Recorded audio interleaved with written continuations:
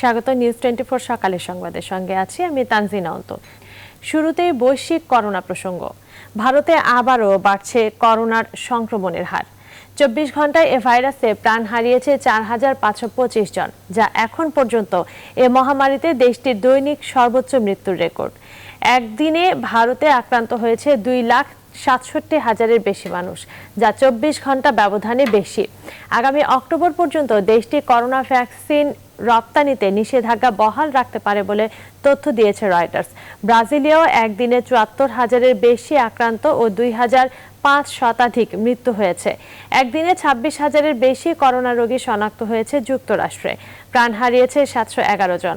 এখন পর্যন্ত বিশ্বজুড়ে ভাইরাসটিতে আক্রান্ত হয়েছে 16,48,00,000-এর বেশি মানুষ। প্রাণহানি ছাড়িয়ে গেছে 34,17,000। অন্যদিকে ভাইরাস থেকে সুস্থ হয়েছে 14,50,00,000-এর বেশি মানুষ।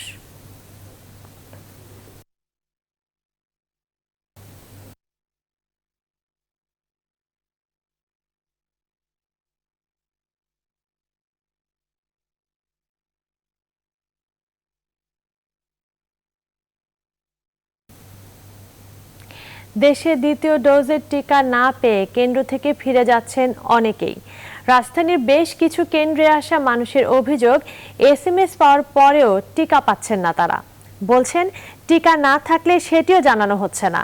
তবে কিছু কেন্দ্রে এখনো চলছে টিকাদান, তাও শেষ পর্যায়ে। এদিকে দ্বিতীয় ডোজের টিকা কবে পাওয়া যাবে তা এখনো জানেন না নীতি নির্ধারকরা। এক মাসের মধ্যে চীন ও রাশিয়া থেকে আমদানির টিকা পাওয়া যাবে বলে আশা তাদের। বিস্তারিত হাবিবুল ইসলাম হাবিবের রিপোর্টে। রাজধানীর জাতীয় বক্ষব্যাধি হাসপাতালে সরকার নির্ধারিত টিকাদান কেন্দ্র। বেলা 1টার আগেই সবকিছু গুটিয়ে চলে গেছেন টিকা প্রয়োগের নির্ধারিত ব্যক্তিরা। সেখানে থাকা একজন জানান, টিকা যা ছিল শেষ হয়ে গেছে। তাদের টিকা শেষ হয়েছে, তারা বন্ধ করে চলে গেছে। SMS পাওয়া অনেকেই এসে হতাশ হয়ে ফিরে যান। তাদেরকে নির্দেশনা দেওয়ার কেউই নেই। আপনার সময় মতন আসলে তো এখানে টিকা পাবেন না। আপনার টাইম যদি 10টা থেকে 2টা পর্যন্ত থাকে, আমি একটা অনুসারে আসলে আপনার টিকা থাকবে ততক্ষণই দিবে। আমরা তো এখন কোনো কর্তৃপক্ষের পাচ্ছি না। আমরা যদি কর্তৃপক্ষের কোনো লোককে পেতাম তাহলে হয়তো আমরা একটা কথাবার্তা বলে যেতে পারতাম। এখান থেকে বলতেছে যে টিকা নাই, আজকে শেষ, টাইম নাই, টিকা শেষ হয়ে গেছে, আজকে আর নাই। আর জাতীয় ক্যান্সার ইনস্টিটিউট ও বঙ্গবন্ধু শেখ মুজিব মেডিকেল বিশ্ববিদ্যালয়ে গিয়ে দেখা যায় টিকা দেওয়া হচ্ছে, তবে একেবারে শেষ পর্যায়ে বলে জানান দায়িত্বরতরা। আমার কোনো মেসেজ আসার অপেক্ষায় ছিলাম। আমি সরাসরি ডাক্তার হিসেবে এসে পরিচয় দিলাম এবং আমাকে সরাসরি আহ্বান করা হলো যে আপনি নিতে পারেন। ভারতের সাথে চুক্তি অনুযায়ী টিকা না পাওয়ায় আপাতত দ্বিতীয় ডোজের টিকা পাচ্ছেন না অন্তত 14 লাখ মানুষ। তবে কবে পাবেন তাও নিশ্চিত নয়। আগামী 24 তারিখ পর্যন্ত সরকারিভাবে সবাইকে টিকা দেওয়ার কথা। এরপরে আর সরকারের কাছে মজুদ থাকবে না যে আমরা 12 সপ্তাহের মধ্যেই, আমি 16 সপ্তাহের কথা ভাবছি না, 12 সপ্তাহের মধ্যেই বিদেশ থেকে অ্যাস্ট্রাজেনেকা আনার ব্যাপারে সরকারের যে কূটনৈতিক তৎপরতা, তাতে মাননীয় প্রধানমন্ত্রী সফল হবেন। টিকা উৎপাদন দীর্ঘ প্রক্রিয়া। এজন্য চীনের সিনোফার্ম ও রাশিয়ার স্পুটনিক ভি টিকা আগামী 1 মাসের মধ্যে বাণিজ্যিকভাবে আসা শুরু হবে বলে আশাবাদী টিকা কমিটি। এবং সিনোফার্ম স্পুটনিক মিলে রাশিয়া এবং চীনের প্রায় 1 কোটি ডোজ আমরা আগামী 1 মাসের মধ্যে পাবো বলে আশা করছি। হাবিবুল ইসলাম হাবিব, নিউজ 24, ঢাকা। করোনার ভারতীয় ধরন আতঙ্ক ছড়াচ্ছে যশোর ও লালমনিরহাটে। ভারতের সঙ্গে সীমান্ত বন্ধের পর থেকে এখন পর্যন্ত দেশে ফেরা বাংলাদেশিদের মধ্যে 5 জনের শরীরে করোনার ভারতীয় ধরন মিলেছে। এদের সবাই এখন বেনাপোলে প্রাতিষ্ঠানিক কোয়ারেন্টিনে। এদিকে লালমনিরহাটের বুড়িমারি সীমান্ত দিয়ে প্রবেশ করা 3 শিক্ষার্থীর শরীরেও ভাইরাস পাওয়া গেলেও তা ভারতীয় ধরন কিনা তা নিশ্চিত হতে পারেনি স্থানীয় প্রশাসন। রিপন হোসেন ও রেজাউল করিম মানিকের তথ্য ও ছবিতে ডেস্ক রিপোর্ট। ভারতের সঙ্গে দেশের সবচেয়ে বড় স্থলবন্দর ও গুরুত্বপূর্ণ চেকপোস্ট বেনাপোল। গেল 26 এপ্রিল থেকে সীমান্ত বন্ধের পর বিশেষ অনুমতি নিয়ে এই চেকপোস্ট অতিক্রম করেছেন আটকে পড়া প্রায় 3,000 বাংলাদেশি। বেনাপোল ও যশোর সদর সহ আশপাশের 5 জেলায় এসব মানুষকে প্রাতিষ্ঠানিক কোয়ারেন্টিনে রাখা হয়। সম্প্রতি ভারত ফেরত 2 যাত্রীর শরীরে করোনার ভারতীয় ধরন নিশ্চিত হওয়ার পর থেকে আতঙ্কিত যশোর ও আশপাশের অঞ্চলের মানুষ।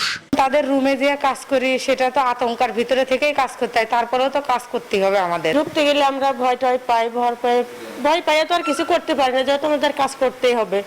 মালিক মহাজনের প্রতিষ্ঠানে আমরা চাকরি করি যেহেতু। আমরা মোটামুটি সবাই বাসার ভিতরে বন্দী, আমরা সচরাচর বাসা থেকে বাইরে হচ্ছে না, এই একটাই কারণ, এই ভেরিয়েন্টের কারণে। সচেতন মহলের ধারণা, কোয়ারেন্টাইন ব্যবস্থার দুর্বলতায় হোটেল কর্মচারী কিংবা সরকারি কর্মচারীদের মাধ্যমে ছড়াতে পারে ভারতীয় ভেরিয়েন্ট। তবে সিভিল সার্জন বলছেন, সংক্রমণ ছড়িয়ে পড়া ঠেকাতে সর্বোচ্চ সতর্ক অবস্থানে রয়েছে স্বাস্থ্য বিভাগ। কোয়ারেন্টাইন সিস্টেমটা আমরা মেডিকেল বিষয়টি আমরা দেখছি, আমরা ইতিমধ্যে মিটিং করেছি এবং সিদ্ধান্ত হয়েছে যে নিরাপত্তা সহ সার্বিক তাদের থাকা এবং খাওয়ার জন্য কোনো অসুবিধা না হয় সে বিষয়টি নিশ্চিত করা হবে। লালমনিরহাটের বুড়িমারি চেকপোস্ট হয়ে বাংলাদেশে ফিরে আসা 3 শিক্ষার্থীর করোনা শনাক্ত হয়েছে সম্প্রতি। তারা ভারতীয় ডাবল মিউটেন্টে আক্রান্ত কিনা নিশ্চিত না হলেও আতঙ্ক ছড়িয়েছে বুড়িমারিতে। ওই শিক্ষার্থীরা এখন সেখানকার একটি হোটেলে কোয়ারেন্টিনে আছেন। ওদের শরীরে যদি রোগ থাকে তাহলে তো ওদের সামনে যদি আমরা যাই তা আমাদেরও ধরতে পারে, এই জন্য আমরা আমাদের মতো আমরা সেভ হয়ে থাকি। আমাদের দেশে তো করোনা খুবই কম সংখ্যা আছে, কিন্তু ইন্ডিয়াতে বেশি সংখ্যা, এই কারণে আমরা অনেক ভয়ানক আতঙ্কে আছি। যদি ওরা আসে তখন তো আবার বেশি হইতে পারে আমাদের দেশেও। পাটগ্রাম উপজেলা নির্বাহী কর্মকর্তা অবশ্য আতঙ্কের কারণ নেই বলছেন। সঠিক পদ্ধতি মেনে যাত্রীদের কোয়ারেন্টাইন নিশ্চিত করা হচ্ছে বলে জানিয়েছেন তিনি। যারা স্টুডেন্ট তাদের মধ্যে 100 জন আমাদের এই বুড়িমারি পাটগ্রামের বিভিন্ন হোটেলে আমরা কোয়ারেন্টাইন করে রেখেছি, ইনস্টিটিউশনাল কোয়ারেন্টাইন।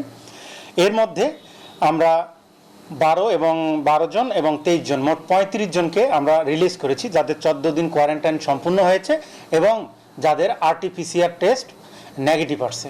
26 এপ্রিল থেকে 17 মে পর্যন্ত বিশেষ অনুমতি নিয়ে বুড়িমারি চেকপোস্ট দিয়ে দেশে ফিরেছেন 2 শতাধিক বাংলাদেশি। Desk report, news 24। এখনো ঢাকামুখী মানুষের চাপ সড়ক নৌপথে। ফেরিতে গাদাগাদি করে এবং সড়ক পথে ভেঙে ভেঙে রাজধানীর পথে কর্মজীবী মানুষ, যেখানে থাকছে না স্বাস্থ্যবিধির বালাই। পাশাপাশি খরচ হচ্ছে কয়েক গুণ বেশি। এর ফলে শিগগিরই দেশে করোনার 3য় ঢেউয়ের আশঙ্কা জনস্বাস্থ্য বিশেষজ্ঞদের। প্রতিনিধিদের সাথে নিয়ে আরো জানাচ্ছেন প্লাবন রহমান।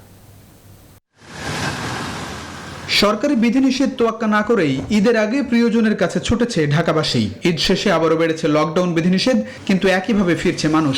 দূরপাল্লার বাস ও লঞ্চ বন্ধ থাকায় কর্মস্থলে ফিরতে দুর্ভোগ বিড়ম্বনায় সঙ্গী রাজধানীমুখী কর্মজীবীদের।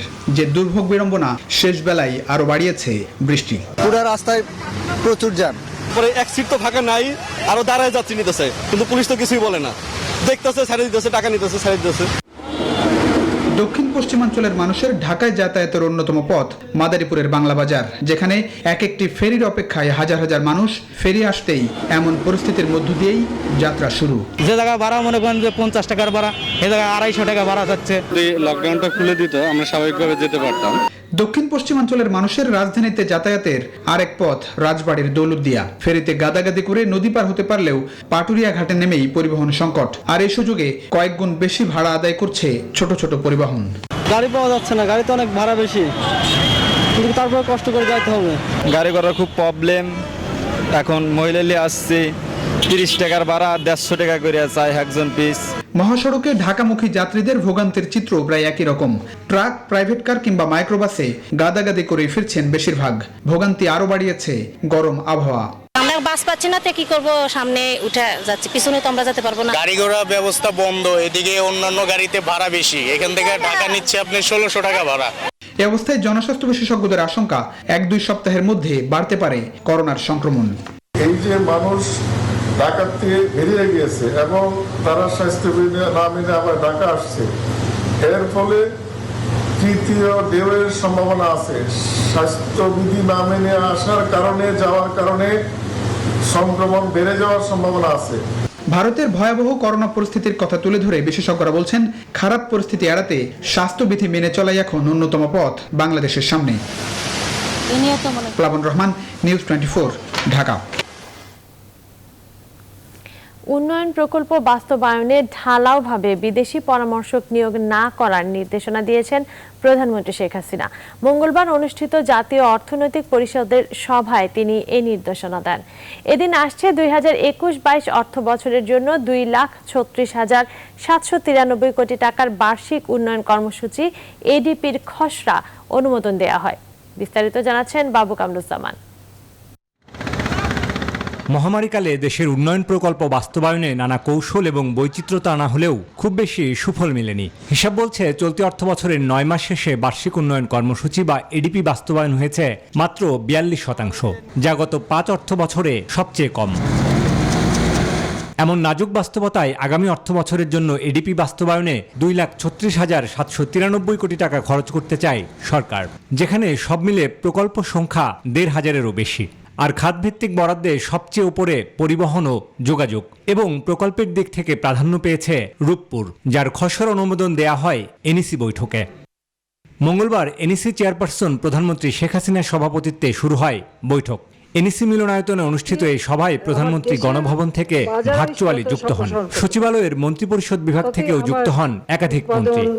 ব্যবসা বাণিজ্য সবই বাড়বে। বৈঠকে প্রধানমন্ত্রী বলেন, করোনাকালে খাদ্য ঘাটতি না হওয়ায় পেছনে সবচেয়ে বড় অবদান কৃষির। একাধিক নির্দেশনায় জানান ক্রয় ক্ষমতা ও উৎপাদনশীলতা বাড়াতে পড়ে থাকা সব জমি চাষাবাদের আওতায় নিয়ে আসার।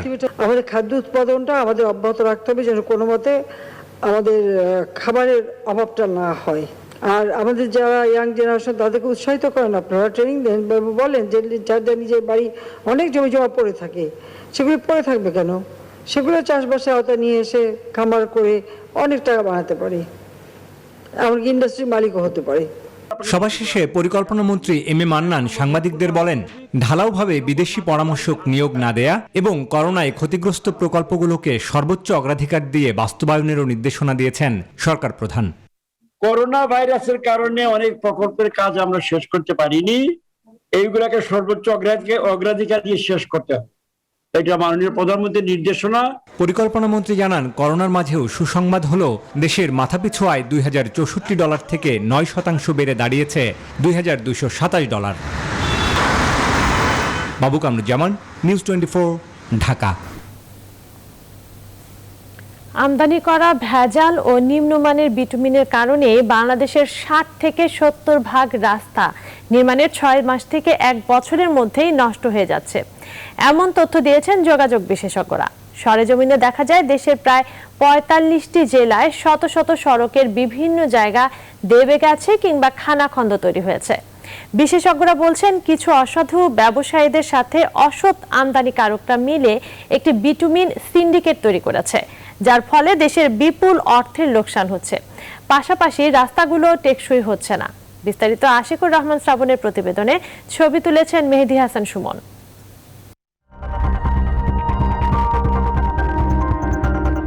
বিটুমিন, প্রচলিত ভাষায় যাকে আমরা বলি পিচ, রাস্তা তৈরির একটি অপরিহার্য উপাদান এই পিচ বা বিটুমিন, যা রাস্তার উপরিভাগের পাথরকে আঁকড়ে ধরে থাকে। অনুসন্ধানে আমরা দেখাবো কিভাবে নিম্নমানের আমদানি করা বিটুমিনের কারণে বাংলাদেশের 60 থেকে 70% রাস্তা নির্মাণের 6 মাস থেকে 1 বছরের মধ্যেই নষ্ট হয়ে যাচ্ছে।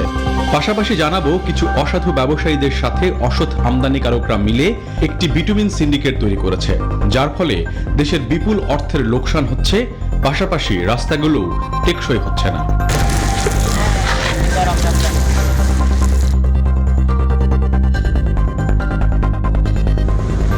রাস্তা তৈরির কাজ চলছে। খোলা ড্রামে মান্ধাতা আমলের প্রযুক্তি ব্যবহার করে গলানো হচ্ছে বিটুমিন।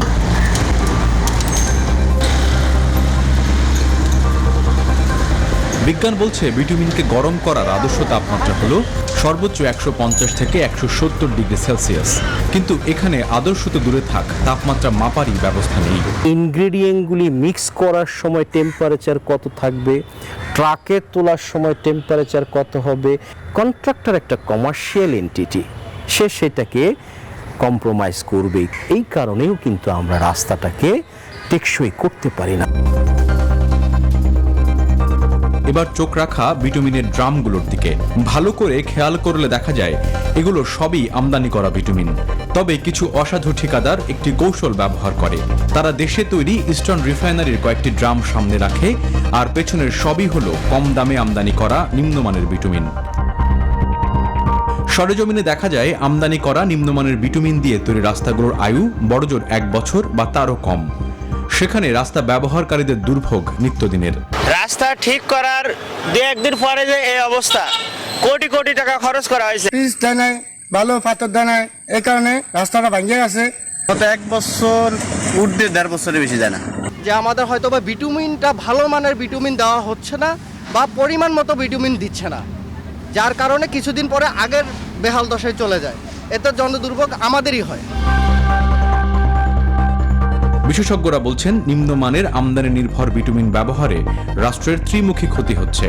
1, বৈদেশিক মুদ্রার অপচয়, 2, টেকসই উন্নয়ন হচ্ছে না, আর 3, কিছু অসাধু ঠিকাদার আর অসৎ ব্যবসায়ীদের সিন্ডিকেট ভাঙা যাচ্ছে না। প্রধান কারণ হলো ভিটামিনের সাথে পাথরের যে বন্ডিং বা লেগে থাকার যে প্রবণতা সেটা নষ্ট হয়ে যাচ্ছে। নষ্ট হয়ে যাওয়ার পিছনে আমরা ভিটামিনের খারাপ কোয়ালিটি এটাকেই প্রধানত দায়ী করি। আমদানিকৃত ভিটামিনে প্রথমত অনেকদিন শিপে থাকে, উৎপাদন উচ্চ আমরা কেউ বলতে পারি না, ফলে এদের কোয়ালিটি আমার সবসময় আকাশ পাতাল পার্থক্য হয়। এমন একটা শিপ থেকে আমি ভিটামিন নিচ্ছি যেই শিপটা 3-4 মাস সাগরে ভাসছে, সেখানে শিপের স্লাজ, শিপের অয়েল, ইঞ্জিন অয়েল সেগুলো মিশানো হচ্ছে, গাড়ির ইঞ্জিন অয়েল মিশানো হচ্ছে। বিশেষজ্ঞদের পরামর্শ, টেকসই সড়ক উন্নয়ন করতে হলে দেশীয় ভালো মানের ভিটামিন ব্যবহারের পাশাপাশি নির্মাণ কাজে তদারকি বাড়াতে হবে। বজ্রপাতে দেশের 6 জেলায় অন্তত 16 জনের মৃত্যু হয়েছে। মঙ্গলবার দুপুর থেকে বিকালের মধ্যে এসব ঘটনা ঘটে। নিহতদের মধ্যে বেশিরভাগই কৃষক। মাঠে ফসল তোলার কাজ করতে গিয়ে তারা বজ্রপাতের শিকার হন। নেত্রকোনার 4টি উপজেলায় মারা গেছেন 8 জন। এছাড়া কিশোরগঞ্জে 2 জন, মানিকগঞ্জে 2 জন, সুনামগঞ্জ, ময়মনসিংহ ও ফরিদপুরে 1 জন করে মারা গেছেন। নেত্রকোনার 4টি উপজেলায় ঘণ্টাখানেকের ব্যবধানে বজ্রপাতে 8 জন নিহত হয়েছেন। আহত হয়েছেন আরও বেশ কয়েকজন। মঙ্গলবার বিকেলে জেলার কেন্দুয়া, খালিয়াজুড়ি, মদন ও পূর্বধলা উপজেলায় এসব ঘটনা ঘটে। নিহতদের মধ্যে কেন্দুয়ায় 2 জন, খালিয়াজুড়ির 3 জন, মদন উপজেলার 2 জন এবং পূর্বধলায় 1 জন।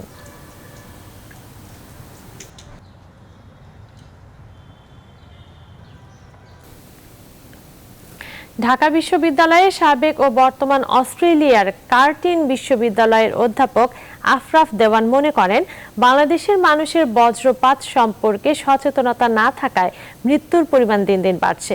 গেল 20 বছর তিনি দেশের বজ্রপাত বিষয়ে গবেষণা করছেন। শহরের ক্ষেত্রে আপনি দেখবেন অনেক আর্থিং থাকে বিল্ডিং এর উপরে, ওই আর্থিং এর কারণে সেখানে বজ্রপাতে মানুষ মারা যায় না, কিন্তু গ্রামে এই আর্থিং গুলি না থাকাতে আপনার বজ্রপাত মানুষের উপর সরাসরি আঘাত করে দেখেই সে সাথে সাথে মারা যায়। আর পানির পাশে অথবা কোনো লোহার পাশে বা কোনো গাছের নিচে দাঁড়ানোটা অবশ্যই উচিত না বজ্রপাতের সময়, কিন্তু আমাদের যে এই সচেতনতাগুলি না থাকার কারণে বজ্রপাতের মৃত্যুর পরিমাণ দিন দিন বাড়ছে। সরকারি নথি চুরির চেষ্টার অভিযোগের মামলায় গ্রেপ্তার সাংবাদিক রোজিনা ইসলামের রিমান্ড নাকচ করে কারাগারে পাঠিয়েছে আদালত। এদিকে মামলা প্রত্যাহার করে রোজিনার মুক্তির দাবিতে রাজধানী সহ সারা দেশে বিক্ষোভ সমাবেশ ও মানববন্ধন করেছেন বিক্ষুব্ধ সাংবাদিকরা। স্বাস্থ্যমন্ত্রীর দাবি, তাকে নির্যাতন করা হয়নি।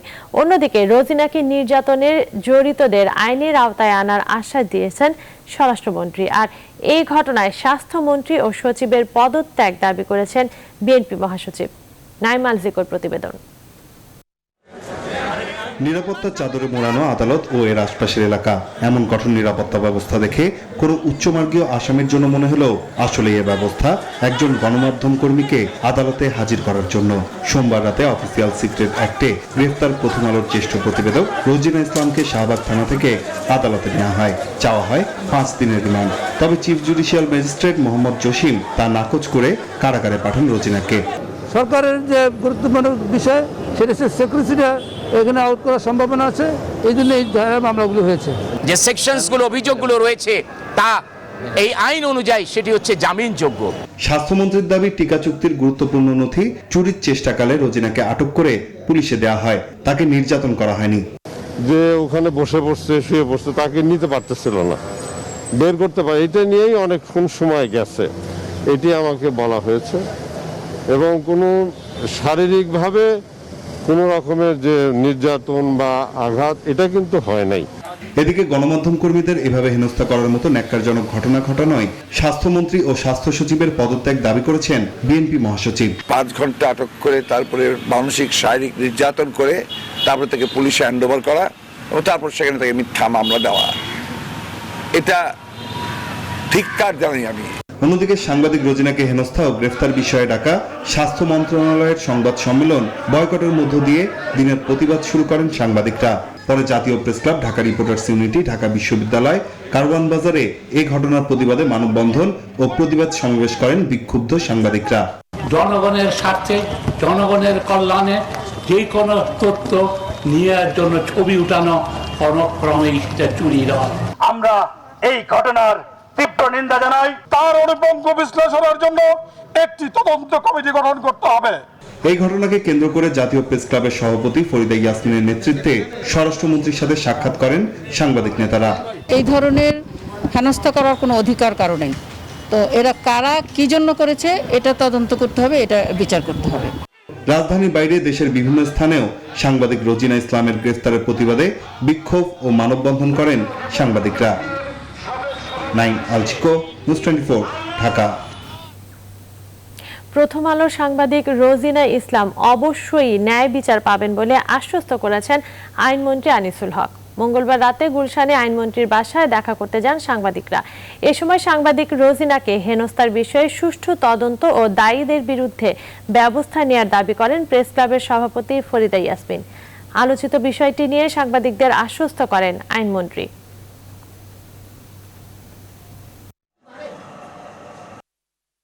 এরকম একটা ঘটনায় সরকার এবং সাংবাদিকদের সাথে দূরত্ব সৃষ্টি হোক, এরকম কোনো কাজ সরকার নিশ্চয়ই, এরকম যদি কোনো থাকে, সন্দেহ থাকে, সেটা দূরীকরণের জন্য সরকার চেষ্টা করবে। জামিনের শুনানি আদালত নিশ্চয়ই দেখবেন, আদালত সব কিছু বিবেচনা করবেন। আমিও প্রসিকিউশনকে মামলাটা খুঁটিয়ে দেখার জন্য বলব। ন্যায় বিচার অবশ্যই পাবেন, এইটুকু আমি আপনাদেরকে বলতে পারি। একটা বিরতি নিচ্ছি, সঙ্গেই থাকুন। আবারও স্বাগত, দেখছেন নিউজ 24। স্বাস্থ্যবিধি মেনে চলতে সবাইকে দায়িত্বশীল ভূমিকা পালন করার আহ্বান জানিয়েছেন আওয়ামী লীগ সাধারণ সম্পাদক ওবায়দুল কাদের। সকালে নিজ সরকারি বাসভবনে নিয়মিত ব্রিফিংয়ে এ মন্তব্য করেন তিনি। এ সময় তিনি বিএনপি মহাসচিবকে অব্যাহতভাবে অপরাজনীতি না করারও আহ্বান জানান। বিদেশে আমাদের কোনো প্রভু নেই, বিদেশে আমাদের বন্ধু আছে। শেখ হাসিনা ইতিমধ্যে তার কূটনৈতিক দক্ষতার পরিচয় দিয়ে আন্তর্জাতিক পরিমণ্ডলে স্বতন্ত্র অবস্থান তৈরি করে ফেলেছে। বিএনপি স্বাস্থ্যবিধি মেনে চলার ব্যাপারে জনগণকে সচেতন না করে উল্টো ঢালাওভাবে সরকারকে দুষছে। জাতীয় পার্টির চেয়ারম্যান জিএম কাদের বলেছেন, টিকা কূটনীতিতে ব্যর্থ হয়েছে সরকার। কোটি কোটি টাকা মুনাফা করতে টিকা আমদানি করা হয়েছে, এ কারণে টিকার বিকল্প উৎস রাখা হয়নি। তিনি বলেছেন, 3 পক্ষের চুক্তির কারণে এ পর্যন্ত দেশের 50 কোটি টাকা লোপাট হয়েছে। নিজ বাসভবন থেকে পাঠানো ভিডিও বার্তায় এসব কথা বলেন তিনি। অনিশ্চয়তা দুর্ভাগ্যজনক। সংশ্লিষ্টদের দূরদর্শিতায় টিকা কূটনীতিতে ব্যর্থ হয়েছে দেশ। কোটি কোটি টাকা মুনাফার লক্ষ্যে টিকা আমদানি হয়েছে, এ কারণেই টিকা পেতে বিকল্প উৎস রাখা হয়নি। 3 পক্ষের চুক্তি অনুযায়ী এ পর্যন্ত দেশে প্রায় 50 কোটি টাকা লোপাট হয়েছে, কিন্তু টিকার নিশ্চয়তা মেলেনি। বায়োমেট্রিক পদ্ধতিতে সিম রেজিস্ট্রেশন প্রক্রিয়া প্রবর্তনের জন্য ওয়েসিস পুরস্কার 2021 অর্জন করেছে বাংলাদেশের টেলিযোগাযোগ নিয়ন্ত্রণ কমিশন বিটিআরসি। মঙ্গলবার বিকেলে আন্তর্জাতিক টেলিকমিউনিকেশন ইউনিয়ন আয়োজিত ভার্চুয়াল এক অনুষ্ঠানের মাধ্যমে এ পুরস্কার দেওয়া হয়। ওয়েসিস ফোরামের প্রধান লক্ষ্য উন্নয়নশীল বিশ্বে ইন্টারনেট ব্যবহার বৃদ্ধি করে ধনী দরিদ্র দেশগুলোর মাঝে ডিজিটাল বিভাজন দূর করা, একই সঙ্গে সারা বিশ্বের সৃজনশীল উদ্ভাবনগুলো বিশ্বব্যাপী ছড়িয়ে দেওয়ার লক্ষ্যে নিরলসভাবে কাজ করছে এ ফোরাম। 2012 সাল থেকে পুরস্কার দিয়ে আসছে WDSIS কর্তৃপক্ষ, যাতে এ পর্যন্ত অংশ নিয়েছে 3 লাখেরও বেশি অংশীদার। ফিলিস্তিনের গাজায় অব্যাহত রয়েছে দখলদার ইসরায়েলের বর্বর হামলা। আন্তর্জাতিক আহ্বানকে উপেক্ষা করে মঙ্গলবারও গাজার অন্তত ৬৫ স্থানে বিমান হামলা চালিয়েছে তারা।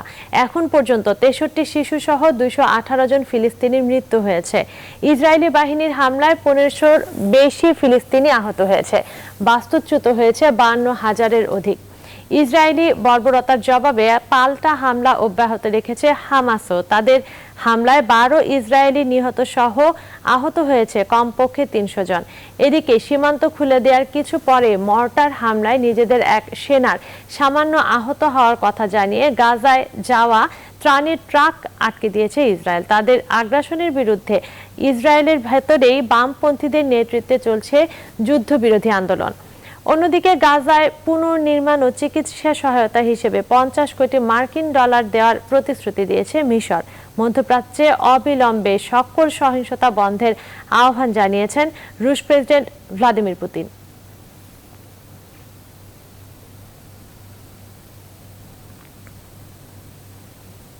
নিচ্ছে আরো একটা বিরতি, সঙ্গেই থাকুন।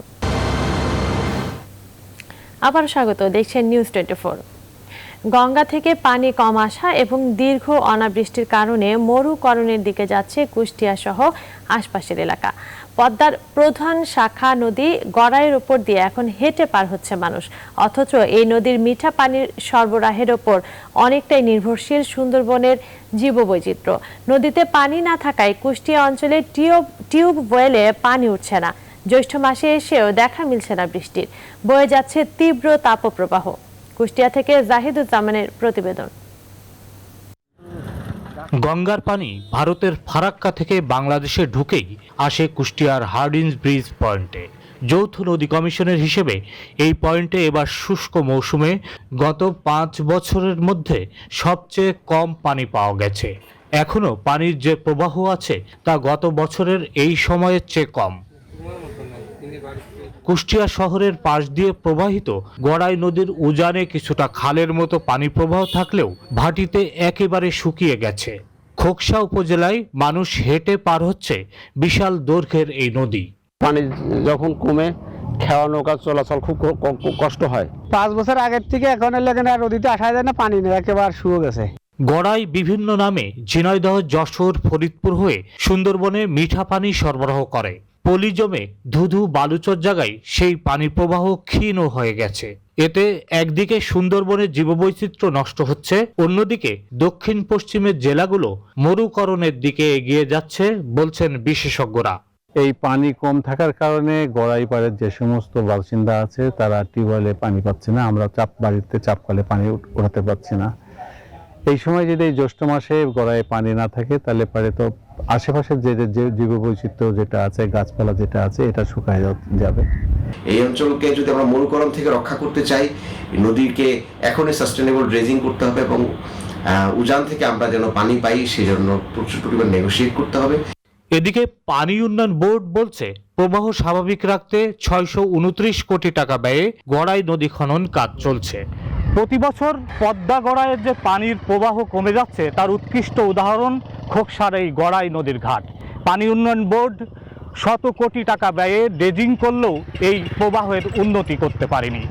জাহিদুজ্জামান, নিউজ 24, কুষ্টিয়া। এবারে ফার্স্ট সিকিউরিটি ইসলামী ব্যাংক অর্থ বাণিজ্যের সংবাদ। ঈদের আগে পরে টানা দর বৃদ্ধির পর কিছুটা দর সংশোধন হয়েছে দেশের 2 পুঁজিবাজারে।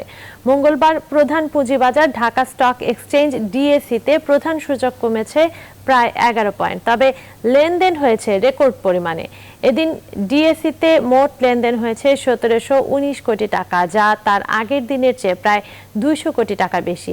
এদিন ডিএসইতে দর বৃদ্ধি পেয়েছে 103টি কোম্পানির, অন্যদিকে কমেছে 215টির দাম। এদিকে অপর পুঁজিবাজার চট্টগ্রাম স্টক এক্সচেঞ্জ সিএসইতেও প্রধান সূচক কমেছে 28 পয়েন্ট, লেনদেন হয়েছে প্রায় 61 কোটি টাকা।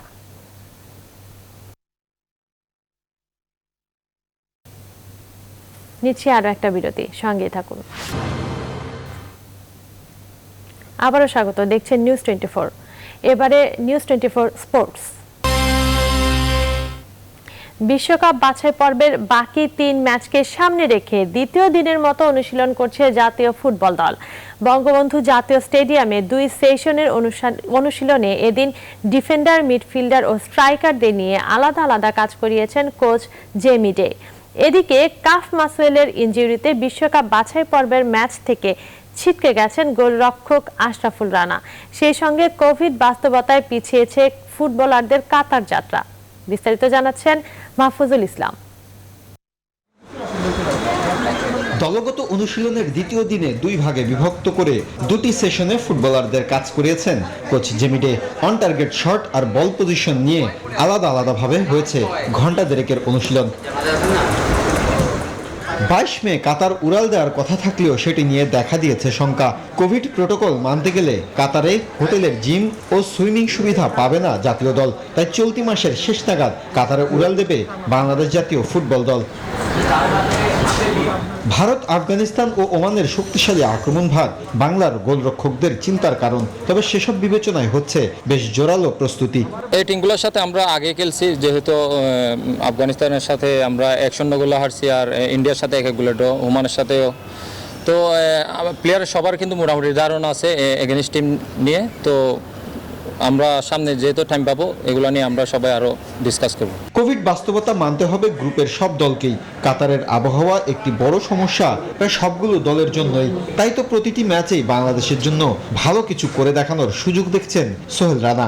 সব টিমের জন্যই আপনার ইকুয়াল আপনি দেখতে হবে, কারণ ওরাও কোভিড মেনটেন করে থাকতে হবে, আমাদেরও সব কিছু ওই সেম রুলসেই থাকতে হবে। বাট আমাদের অ্যাডভান্টেজটা এটাই থাকবে যে ওয়েদারটা আমরা একটু পাবো, বেনিফিট পাবো এখানে। কারণ নর্মালি আমাদের বাংলাদেশে এখন প্রচুর গরম, সো এই গরমে আমরা ট্রেনিং করতেছি এখানে, সো অনেক হার্ডওয়ার্ক করতেছি। আমরা আশা করি আমাদের টার্গেট থাকবে যে কাতারে যেন আমরা একটা ভালো রেজাল্ট করতে পারি। কাফ মাসলের ইনজুরিতে মাঠের বাইরে গোলরক্ষক আশরাফুল রানা ছেড়েছেন ক্যাম্প, তাই এদিন অনুশীলনে ছিলেন না এই অভিজ্ঞ গোলরক্ষক। মাহফুজুল ইসলাম, নিউজ 24, ঢাকা। এএফসি কাপের স্থগিত হওয়া ডি গ্রুপের ম্যাচের নতুন সূচি প্রকাশ করেছে এএফসি, যা শুরু হবে জুনের 27 তারিখ থেকে। ডি গ্রুপে বাংলাদেশ থেকে খেলছে বসুন্ধরা কিংস। চলতি মাসের 9 তারিখ মালদ্বীপের উদ্দেশ্যে রওনা হবার মুহূর্তে স্থগিত হয়ে যায় ডি গ্রুপের ম্যাচ। এএফসির কাছে এর কারণ ব্যাখ্যায় কিংসের পক্ষ থেকে করা হয় যোগাযোগ। দক্ষিণ এশিয়ায় করোনা ভাইরাসের প্রকোপ, মালদ্বীপে বাংলাদেশিদের প্রবেশে নিষেধাজ্ঞা, ভারতের এটিকে মোহনবাগানের খেলতে না চাওয়া এবং বেঙ্গালুরু এফসির ফুটবলারদের কোয়ারেন্টিন নীতিমালা ভাঙায় প্রাথমিকভাবে ডি গ্রুপের ম্যাচ স্থগিত করে দেয় মালদ্বীপ ফুটবল অ্যাসোসিয়েশন। বসুন্ধরা কিংসের প্রেসিডেন্ট ইমরুল হাসান এই নতুন সূচি প্রকাশ হওয়াকে স্বাগত জানিয়েছেন। তিনি বলেন, কিংসের জন্য এটা বড় সুযোগ ইনজুরিতে থাকা ফুটবলারদের কামব্যাক করার। এদিকে ডি গ্রুপের ম্যাচ আয়োজনের জন্য বাংলাদেশ, ভারত ও মালদ্বীপের ক্লাবগুলোর কাছে প্রস্তাবনা চেয়েছে এএফসি।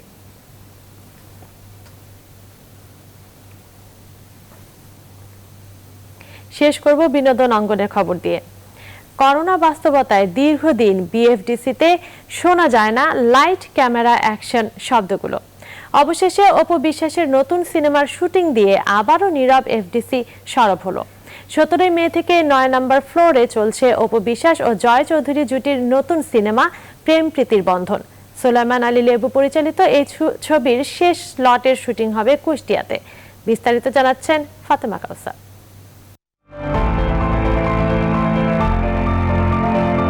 এক দশকেরও বেশি সময় ধরে ঈদ মানেই অপু বিশ্বাসের সিনেমা, কিন্তু ব্যক্তিগত কারণে বেশ কয়েক বছর ধরে ঈদের প্রেক্ষাগৃহে আলোর মুখ দেখেনি তার নতুন কোনো ছবি। তবে করোনাকালীন সময়ে আবারও নিজেকে ফিট করে ফিরেছেন ক্যামেরার সামনে। কাজ করেছেন বেশ কিছু বড় বাজেটের সিনেমায়। ঈদের 3 দিন পর নতুন ছবিতে চুক্তিবদ্ধ হয়েছেন এই নায়িকা। প্রেম প্রীতির বন্ধন সিনেমাটির শুটিং শুরু হয়েছে বিএফডিসিতে। বাছাই করার কারণটা হচ্ছে 6টা সেট ফেলেছে এবং সেগুলো বিশাল। এই সময়ের জন্য এটা আমি মনে করি অনেক বড় একটা ইনভেস্ট। আর চিত্রনাট্যটা ডেফিনেটলি খুবই নতুনত্ব মনে হয়েছে। সময় চাই যে সবাই কাজ করুক, মিলেঝুলে কাজ করি, ইন্ডাস্ট্রি ভরা থাকুক, নতুন আসুক, পুরনোরা কাজ করুক, আমরা কাজ করছি, এইটা একটা মৌসুম থাকুক।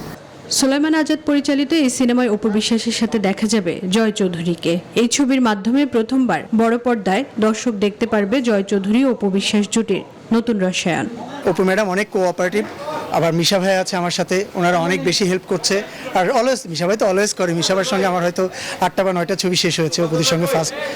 ওনারা অনেক বেশি কোঅপারেট করছে আমাকে। তো না, মফস্বল একটা ছেলে, এখানেই বড় হয়েছি, এখানকার কোনো অন্যায় আমি দেখতে পারি না, মানুষের বিপদে আপদে পাশে গিয়ে আমি সবসময় দাঁড়াই। এছাড়াও সিনেমাটির খল চরিত্রে দেখা যাবে জনপ্রিয় অভিনেতা মিশা সওদাগরকে। গ্রামের একটু প্রভাবশালী লোক, লাইক চেয়ারম্যান, বাট তার শহরেই আছে, বা তার একটা লক্ষ্য হচ্ছে 3-4 বার নির্বাচন যদি আমি করতে পারি চেয়ারম্যানে, তাহলে হয়তো বা আমি বড় কোনো পদে আবার যেতে পারবো। তো এরকম একটা লক্ষ্য তার ভিতরে আছে। উপমা কথাচিত্রের প্রযোজনায় 17 মে থেকে এফডিসি 9 নম্বর ফ্লোরে শুরু হওয়া এই সিনেমার শুটিং চলবে টানা 12 দিন। কুষ্টিয়াতে শেষ লটের শুটিং শেষে এবছরই মুক্তির কথা রয়েছে বলে জানান নির্মাতা। ফাতেমা কাউসার, নিউজ 24, ঢাকা। এখন এই পর্যন্ত। আরো খবর ও বিশ্লেষণ জানতে ভিজিট করুন www.news24bd.tv। ধন্যবাদ।